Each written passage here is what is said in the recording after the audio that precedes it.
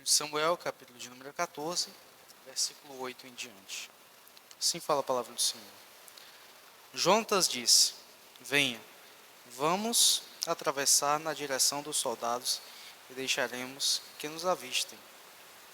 Se nos disserem: esperem aí até que cheguemos perto, ficaremos onde estivermos e não avançaremos.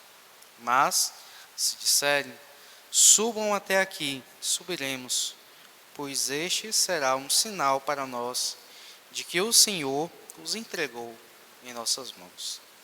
Então os dois se deixaram ver pelo destacamento dos filisteus, que disseram: Vejam, os hebreus estão saindo dos buracos onde estavam escondidos.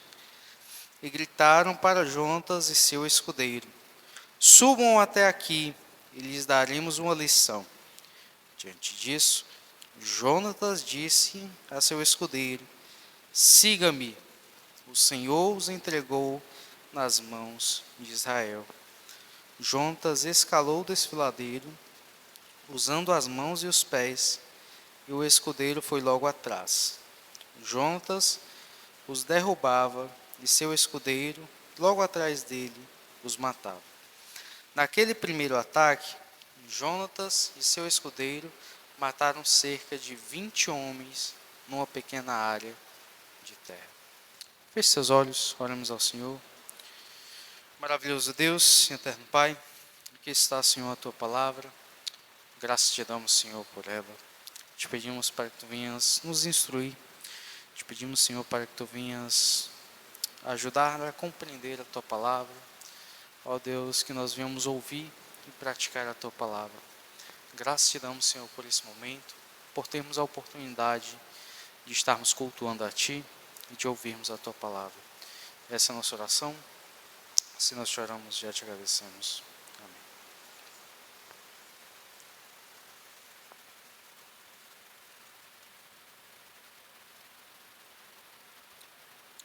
Irmãos, o título do nosso sermão é A Verdadeira Fé em Deus, parte 2.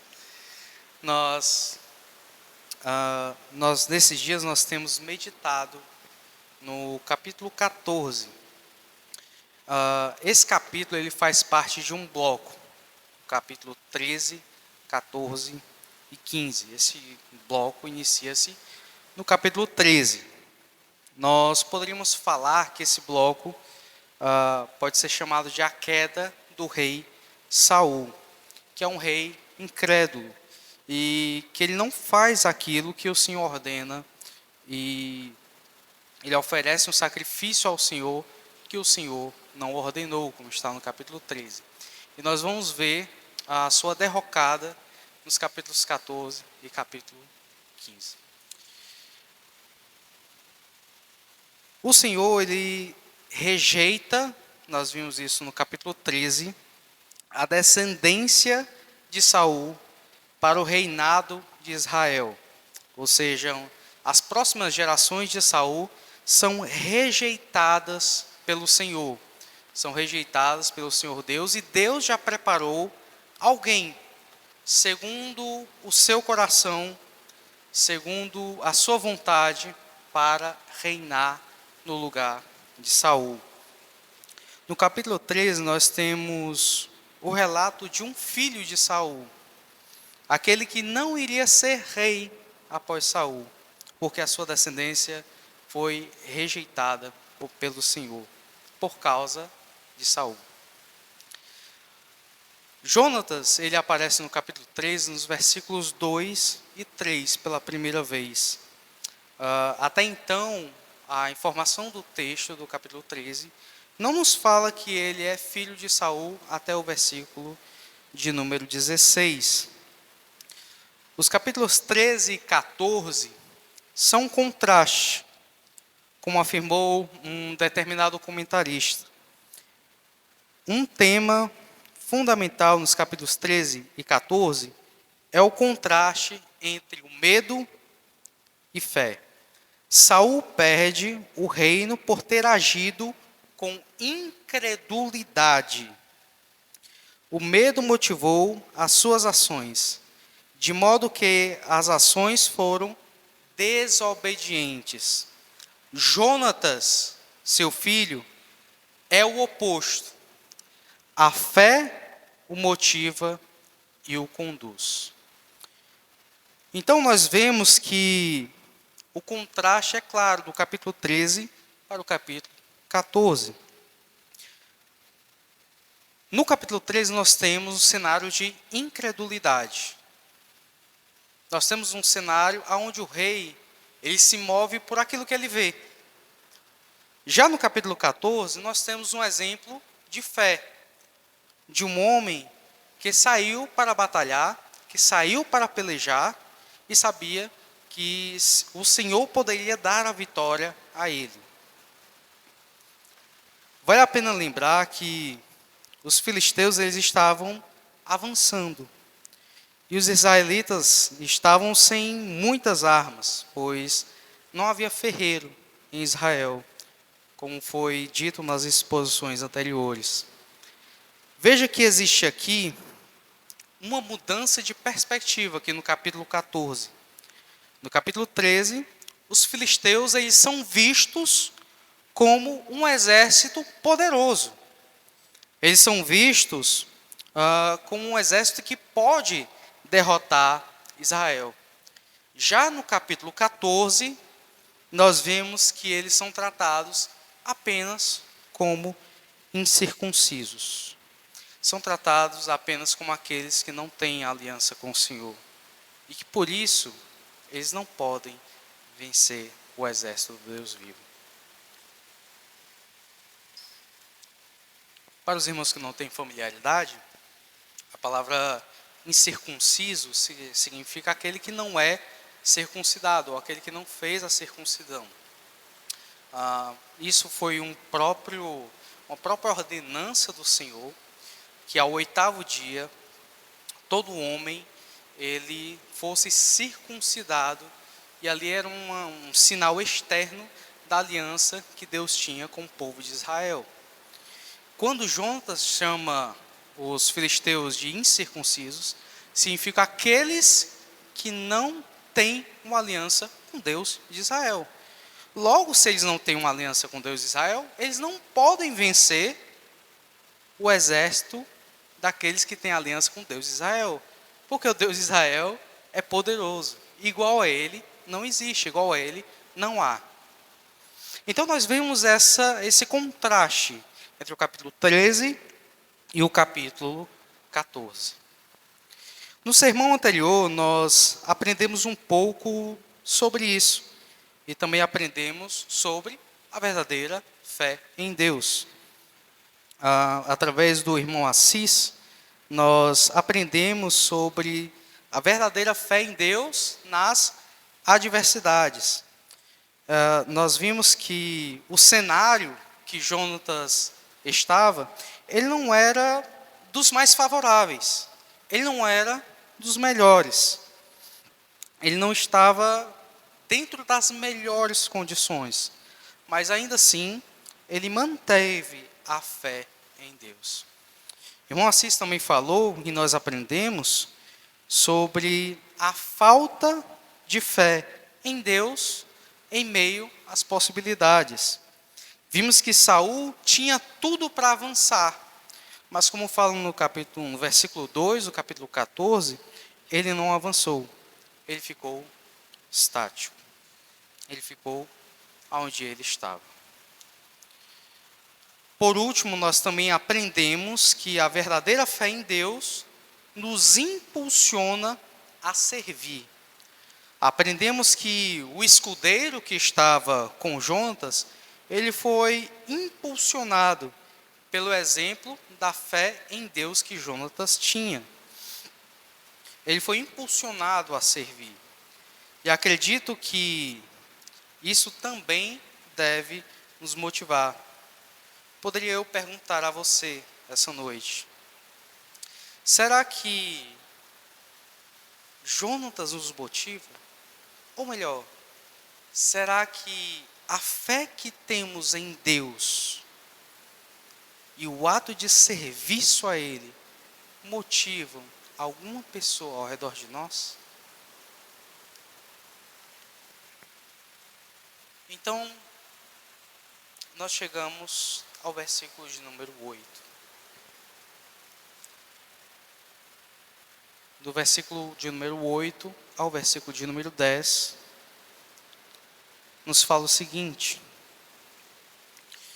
Jonatas disse: venha, vamos atravessar na direção dos soldados e deixaremos que eles nos avistem. Se nos disserem, esperem aí, até que cheguemos perto, ficaremos onde estivermos e não avançaremos. Mas se disserem, subam até aqui, subiremos, pois este será um sinal para nós de que o Senhor os entregou em nossas mãos. Jonatas agora vai para o que a gente chama das vias de fato, ou ele vai para a execução daquilo que ele estava pensando. E se assim fosse a vontade de Deus, Jonatas queria realizar isso. Era interessante aqui que Jonatas ele tem uma atitude muito boa. E cabe a nós aprendermos com Jonatas aqui uma lição. É que Jonatas demonstrava a sua fé no Senhor através das suas obras, através das suas ações. Em momento algum a gente vê Jonatas duvidar. Jonatas simplesmente sai com um escudeiro. Ele vai confrontar os filisteus, que não estavam em poucos números. E ele sabe que pode ter um ajuntamento aqui. O ajuntamento que ele viu tinham 20 homens, mas poderiam ter muito mais. Em momento algum nós vemos no texto que Jonatas, puxa vida, será que a gente vai perder? Será que eu estou indo para morrer? Em momento algum ele faz isso. Antes, ele avança. Ele não titubeia. Ele não duvida. Ele não somente não duvida, como ele avança. As ações dele, dentro desse texto, demonstram a fé que ele tem. É muito interessante nós dizermos que temos fé, mas não agimos como tal. Dizermos que Deus é soberano, clamarmos aos 4 cantos da terra, colocarmos os stories nas redes sociais, dizendo, olha, Deus é soberano. Mas nas primeiras adversidades de nossa vida, nós ficarmos temerosos. E não crermos no Deus em que nós dizemos que Ele é soberano. Às vezes não é somente a incoerência entre crença e ações, mas também de palavras e ações. Às vezes nós falamos algo, mas nossas ações são totalmente diferentes. Nós falamos que, por exemplo, amamos a igreja local, mas será realmente que amamos? Será que amamos a igreja local? O quanto nós estamos dispostos a doar nosso serviço, as nossas energias em prol do reino de Deus na igreja local? Quando é preciso fazer algo em prol do reino de Deus na igreja local, nós fazemos? E quando vamos fazer algo para o Senhor na igreja local, nós fazemos isso com empenho? Nós fazemos isso com carinho? Nós fazemos isso com dedicação? Ou somente tudo aquilo que nós falamos à igreja local se resume às nossas palavras? Mês que vem, nós teremos aqui nessa igreja um mês de intercessão por implantação do evangelismo. Nós iremos orar para que pessoas sejam salvas neste local. Nós iremos orar para que vidas se convertam a Cristo. Não somente orar, mas nós pretendemos agir no segundo semestre. E dentro disso eu pergunto, quantos de nós vamos participar? Nós amamos a igreja local o suficiente para fazermos isso? Para nos empenharmos no serviço ao Senhor na igreja local? Não é para exaltar o nome da ICEB Caucaia, não é para exaltar o nome do pastor, não é para exaltar o nome de ninguém aqui dessa terra, mas para exaltar o nome do Senhor, para que o reino de Deus possa avançar. Que nós não venhamos ser incoerentes em dizermos que temos fé, mas agirmos como se não tivéssemos. Jonatas, ele tinha fé, e Jonatas, ele demonstrou a sua fé através de ações. O discurso sem ação, irmãos, ele não é nada. A fé sem as obras, como fala Tiago, ela é morta. E aí ele usa um argumento muito interessante, que ele fala do argumento de Abraão,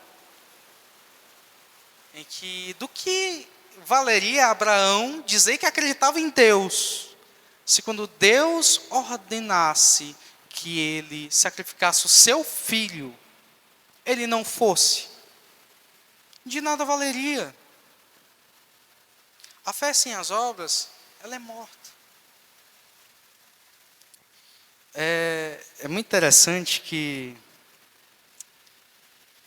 nós temos muitos bons exemplos, e no meu trabalho existe um exemplo muito bom disso, e que não adianta somente falar que o Pix está na conta. Tem que mostrar o comprovante. Tem que verificar se realmente caiu. Tem um rapaz no trabalho que ele é muito mestre nisso. Ele diz assim: deu certo lá, viu, patrão? E geralmente quando ele fala isso, é 90% de certeza que não caiu nada.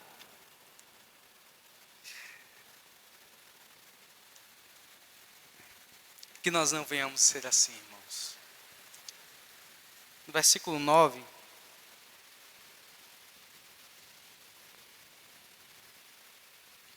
no versículos 9 e 10, ele fala do seu plano, ele fala do seu planejamento ao seu escudeiro, e como eles iriam se comportar. E isso ele fala no verso 10, o verso 10 é bastante interessante, porque ele claramente quer agir, mas ele está esperando um sinal do Senhor.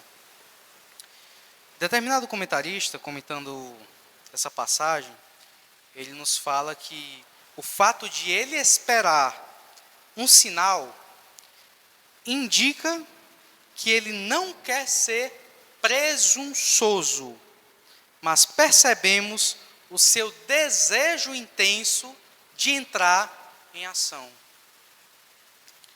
Quando falamos de sinais, mais de um comentarista, quando eu estava pesquisando essa passagem,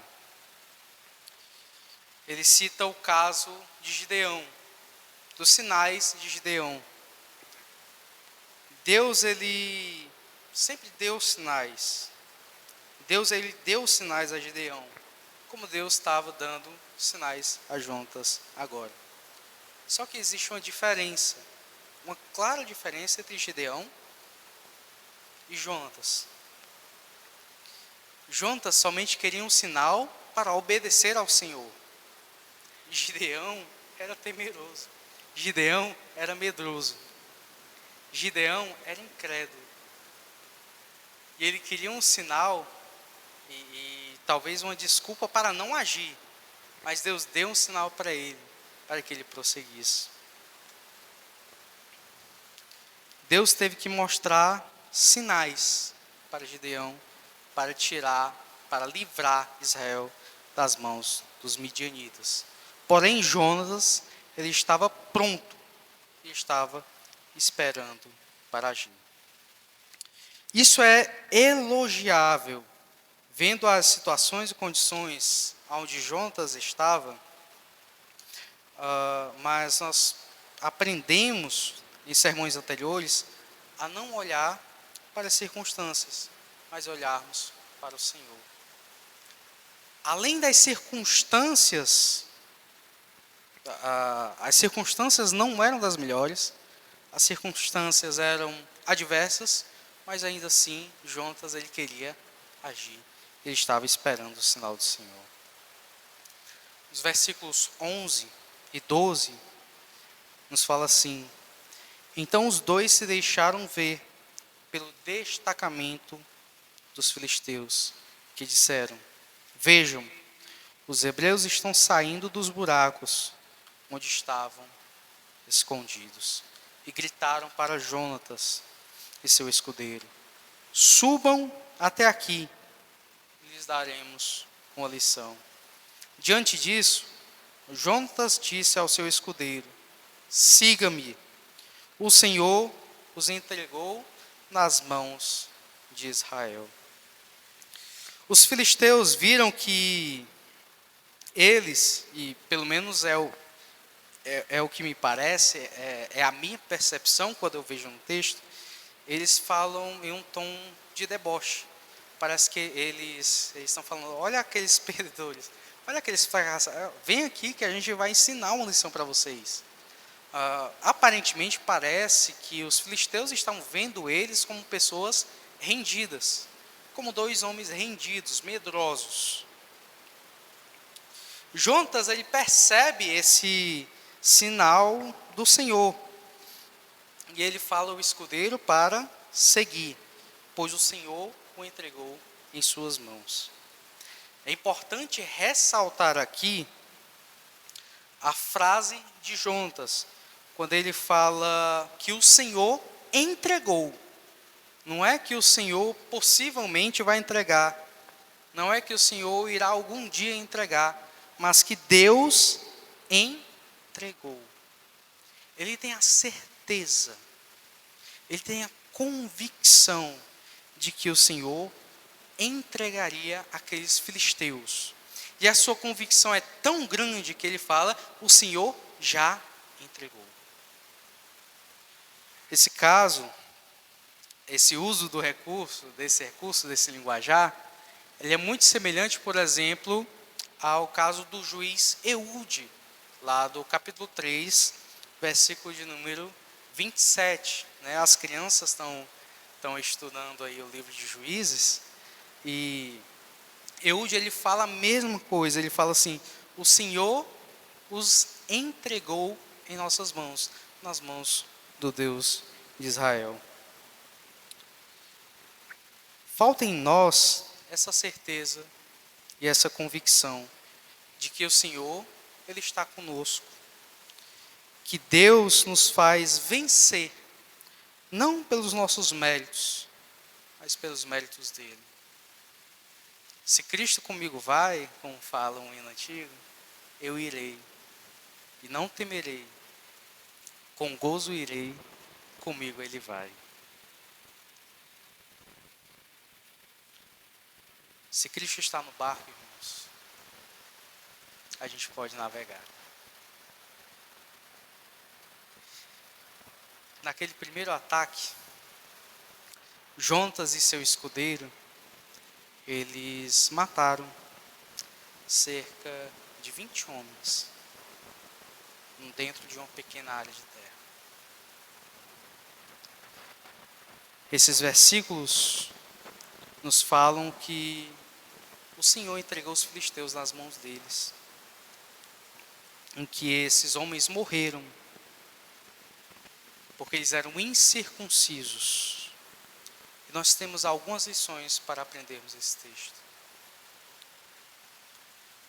Vejamos o primeiro ponto, vejamos a primeira lição. A verdadeira fé em Deus nos faz seguir as suas orientações. A verdadeira fé em Deus, a verdadeira fé no Senhor, nos faz seguir as suas orientações. Veja que no versículo 10, ele fala, olha, se eles disserem, subam até aqui, nós subiremos, porque nós entenderemos que Deus está conosco. Esse é um sinal de Deus dizendo, vai. Ele seguiu uma orientação do Senhor. Ele esperou um sinal, porque ele acreditava que aquele sinal seria uma orientação do Senhor. Veja como já foi falado anteriormente, pelo menos na minha percepção, Jonatas tinha um grande desejo de enfrentar os filisteus. Jonatas, ele estava babando, ele estava esperando. Ele tinha fé no Senhor, ele tinha fé no Deus de Israel. Mas essa vontade não fez com que ele trocasse os pés pelas mãos. Não fez com que ele agisse precipitadamente. Antes, depositar a nossa fé no Senhor sempre significa escutar a orientação que Deus tem para nós. Jonatas esperou a orientação do Senhor, que nesse caso foi um sinal. E então, depois disso, ele seguiu. Esse princípio, ele deve ser de muita importância para nós. Hoje, Deus ele pode nos responder com um sinal, ou com um sinal parecido com o de Jonatas, ou com um sinal talvez não semelhante ao de Jonatas. Ele faz aquilo que ele quiser, ele é Deus. Mas hoje, por via de regra, a sua instrução, a sua orientação, ela é encontrada na sua palavra, ela é encontrada na Escritura. Deus pode sim nos dar um sinal, mas a sua orientação está fundamentada nas Escrituras. Em muitas ocasiões nós não esperamos a orientação do Senhor, como foi o caso de Saul, no capítulo passado. Vocês lembram de Saul? A orientação do Senhor era que ele não sacrificasse, que ele esperasse Samuel para oferecer o sacrifício. Quando ele viu que os filisteus estavam avançando, quando ele viu que os soldados estavam se dispersando, ele não seguiu a ordem do Senhor. Ele não seguiu a orientação do Senhor. Antes, ele ofereceu o sacrifício. Ele era para ter esperado. Ele era para ter esperado Samuel oferecido o sacrifício e dado as instruções a Saul, mas ele não fez. Nós vivemos em um período onde se buscam verdades em todos os cantos, se buscam orientações em todos os lugares. Nós vemos que a moda hoje é você gravar podcast. E talvez dentro desse podcast as pessoas querem alguma orientação para as suas vidas. Mas nós cristãos temos um manual de regra e prática, onde as orientações de Deus são claras para nós. Nós vivemos em um mundo onde eles não seguem a orientação do Senhor. Eles não seguem a orientação de Deus. Eles estão cegos. Eles não conseguem ver os sinais que estão na sua palavra. Eles não conseguem ver que os fins dos tempos se aproximam. Eles não conseguem ver que Jesus morreu para que todo aquele que nele crê não pereça, mas tenha a vida eterna. Falta a essas pessoas a orientação do Senhor. Este mundo está perdido porque lhes faltam orientações da parte do Senhor Deus.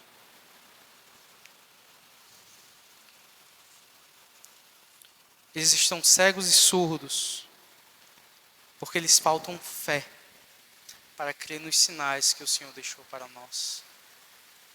Mas nós, como cristãos, regenerados por Deus, com o coração transformados pelo Senhor, nós devemos escutar as orientações do Senhor.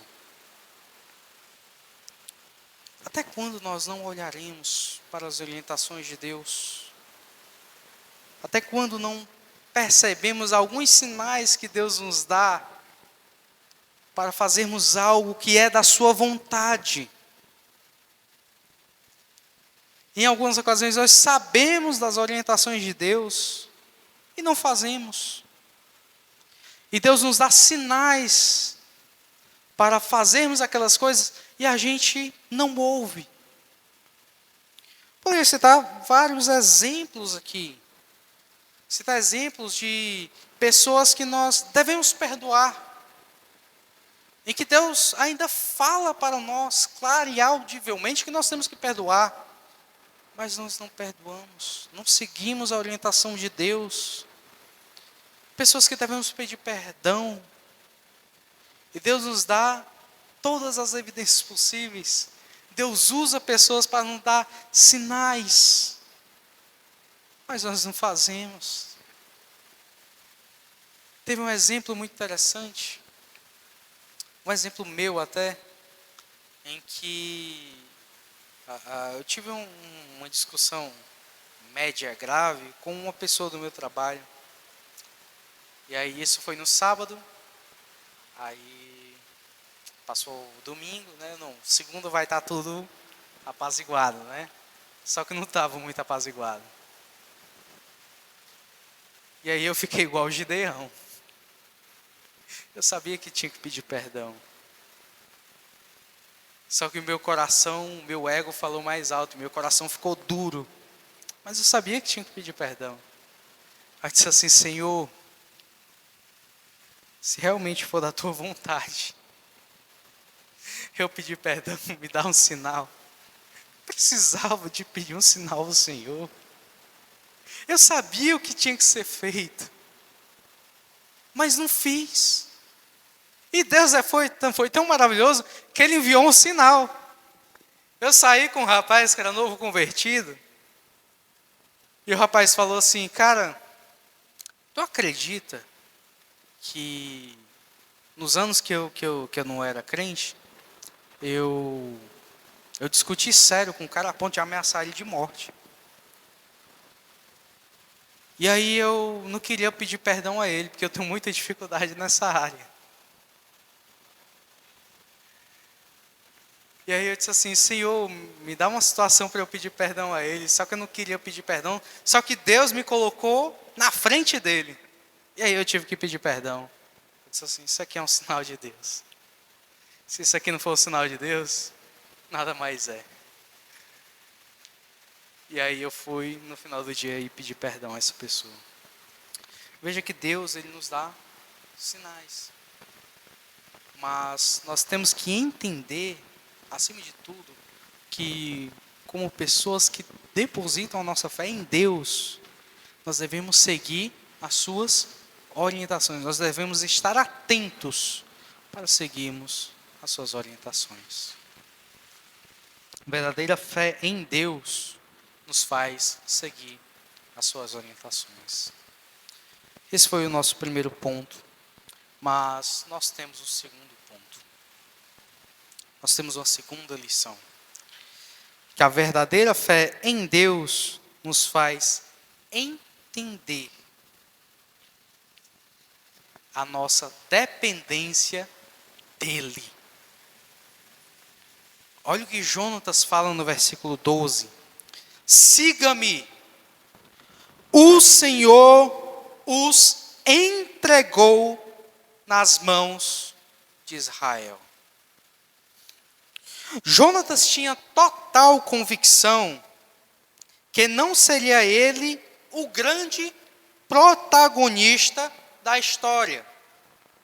Jonatas sabia que Deus era o principal protagonista da história e que Deus, a mão de Deus, faria com que ele vencesse essa batalha. Às vezes nós nos esquecemos isso no nosso dia a dia. Nós esquecemos que somos dependentes de Deus.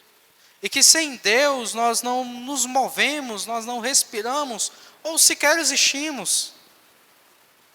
É que sem a misericórdia do Senhor nós seríamos consumidos vivos, nós somos dependentes de Deus. É Deus que faz tudo por nós.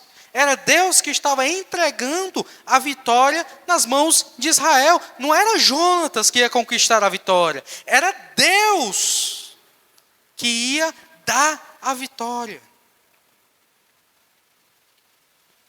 Se alguma coisa dá certo em nossas vidas, ou se a salinha está dando certo, não são as professoras da salinha, é Deus que está operando. Se o ensino está progredindo, não é porque a turma do ensino é muito boa, é porque Deus está operando na vida dessas pessoas. Se a igreja cresce em quantidade e qualidade, não são homens que estão fazendo a igreja crescer, mas Deus está usando as pessoas. A igreja ela é totalmente dependente de Deus e os membros da igreja são totalmente dependentes de Deus. Não é porque nós estamos à frente. Não é porque nós somos muito bons.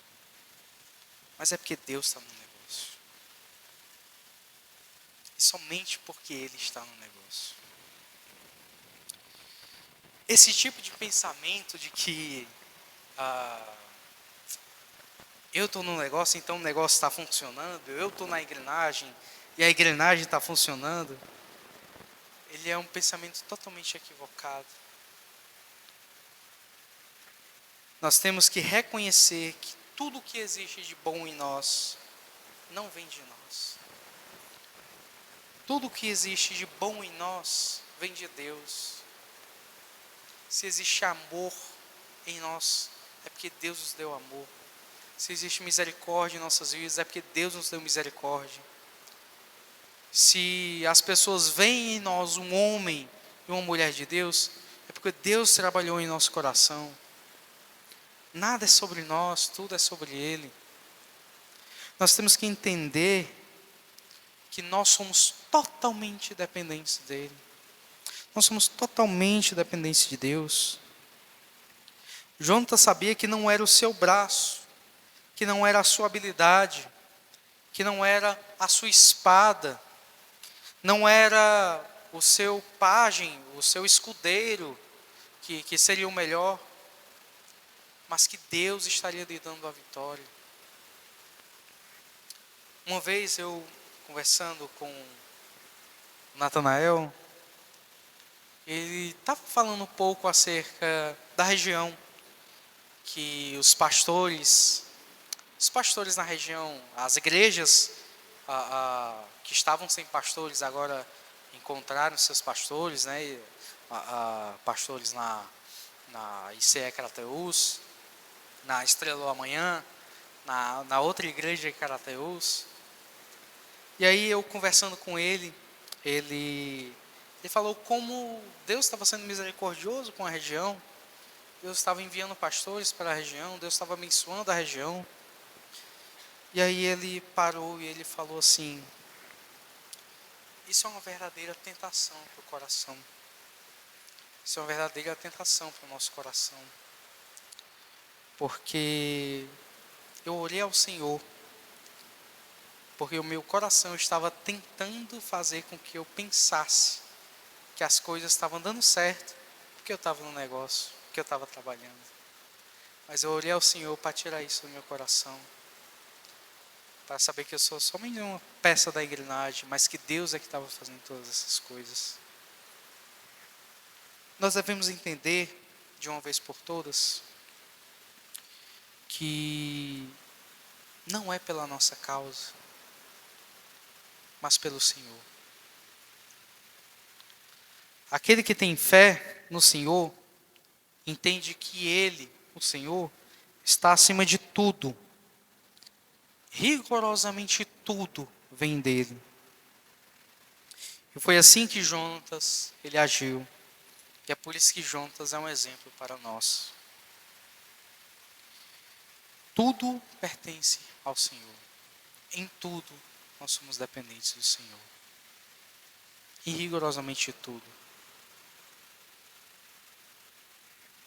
Esse foi nosso segundo ponto. Essa foi a nossa segunda lição. Mas nós temos uma terceira lição.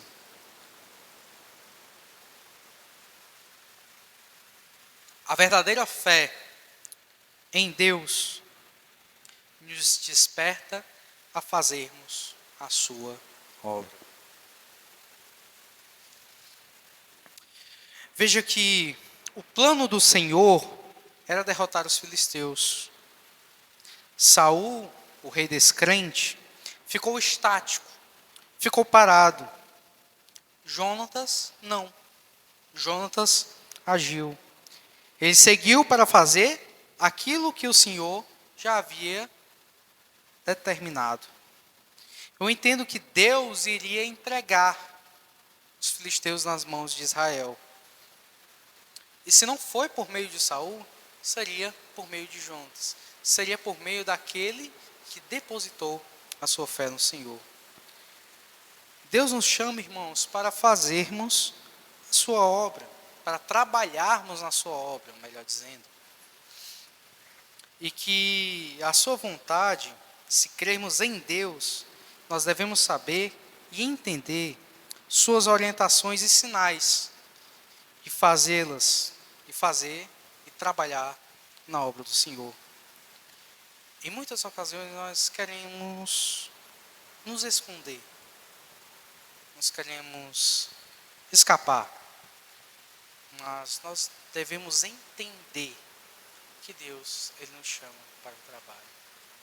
E se nós depositarmos a nossa fé nele, nós saberemos que Ele suprirá todas as necessidades, que Ele fará com que todas as nossas limitações não se tornem limitações, que Ele trabalhará em nossas limitações dentro do seu serviço.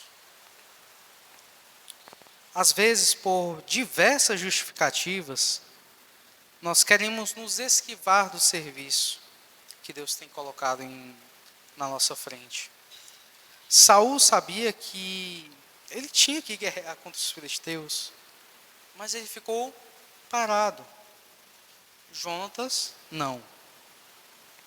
Ele e seu companheiro derrotaram 20 homens. E através disso nós saberemos, nos versículos posteriores na exposição, que eles ficaram amedrontados. Temos dois exemplos aqui claros. Aquele que se esconde, aquele que fica parado, aquele que fica estático, e aquele que se dispõe a servir. E aquele que serve, aquele que trabalha. Qual é o exemplo que nós tomaremos para nós? Qual é o exemplo que a ICEB Caucaia tomará para si? É o exemplo de Saul, que ficará estático? Ou o exemplo de Jonatas, que prossegue segundo as orientações do Senhor, que prossegue entendendo que quem a sustenta é Deus, que é totalmente dependente de Deus? Será que realmente nós temos fé no Senhor para entendermos que Ele nos chama ao serviço, a sermos igreja, a amar os nossos irmãos, aos homens serem líderes de seus lares, as mulheres a serem mulheres cristãs, e a pessoas que têm algum cargo, alguma função na igreja a exercerem esse cargo?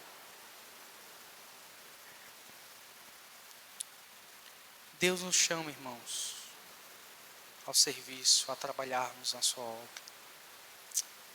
E aquele que tem fé no Senhor, escutará a voz do Senhor o chamando hoje. A verdadeira fé em Deus nos faz seguir as suas orientações.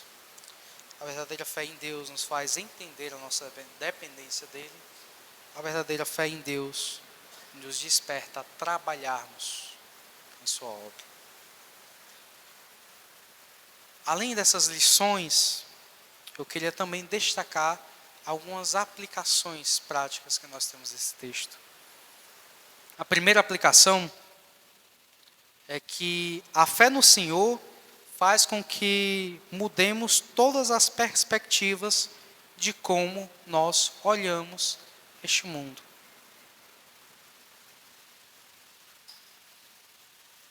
Veja que para Jonatas, esses filisteus eram somente incircuncisos.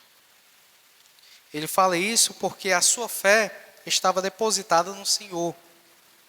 E existem situações em nossa vida que a fé em Deus, a fé no Senhor, muda completamente a maneira de como nós enxergamos essa realidade. De como nós enxergamos a nossa realidade. A Bíblia fala que o homem carnal, ele não entende as coisas espirituais, mas o homem espiritual discerne as coisas espirituais. Como nós olhamos para esse mundo? Como nós olhamos para as tribulações?